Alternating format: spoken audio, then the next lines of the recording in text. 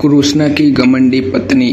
कृष्ण की दूसरी पत्नी सत्यभामा थी, जो बहुत स्वाभिमानी महिला थी। उसका मानना था कि वह सबसे सुंदर और सबसे अमीर महिला थी, क्योंकि उसके पिता एक बेहद अमीर आदमी थे और उसके पास वह सारी संपत्ति और गहने थे जो वह चाहती थी। घमंड उसकी समस्याओं में से एक था। एक बार कृष्ण के जन्मदिन पर उसने सभी को यह दिखाने का फैसला किया कि वह कृष्ण से कितना प्यार करती थी।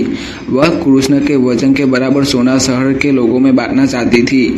इसे तुला बारह कहा जाता है। यह कुछ ऐसा है जो मंदिरों में होता है।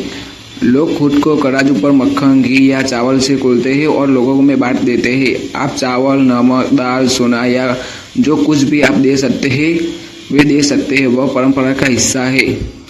सत्यभामा ने तुला बारह की स्थापना की। लोग प्रभावित हुए, लेकिन कृष्ण इन बातों से प्रभावित नहीं है। वह जाकर तराजू पर बैठ गया। वह जानती थी कि उसका वजन लगभग कितना है और इसके पास उतना सोना तैयार था, लेकिन जब उसने सोने को तराजू में रखा तो वह जरा सा भी नहीं हिला। ऐसा ही कुछ तब हुआ था जब कृष्ण बालक थे। एक राक्षस आया और उसे ले जाने की कोशिश करने लगा। तब कृष्ण अत्यंत भारी हो गए और राक्षस कृष्ण के ऊपर ही गिर पड़ा और कुचल गया।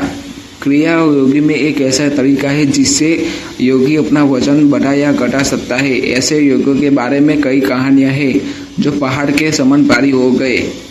कृष्ण ने अपना वजन बढ़ाना और तुलाबार में बैठ गए। उसने अपना सारा सोना लगा दिया जिससे उसका वजन संतुलित हो जाएगा, लेकिन कोई फायदा नहीं हुआ।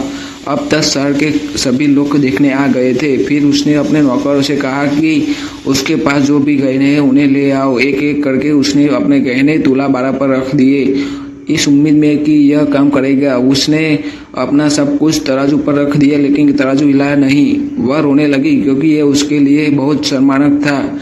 इस अनुष्ठान के लिए पूरा शहर वहां इकट्ठा हुआ था, लेकिन उसके पास पर्याप्त सोना नहीं था।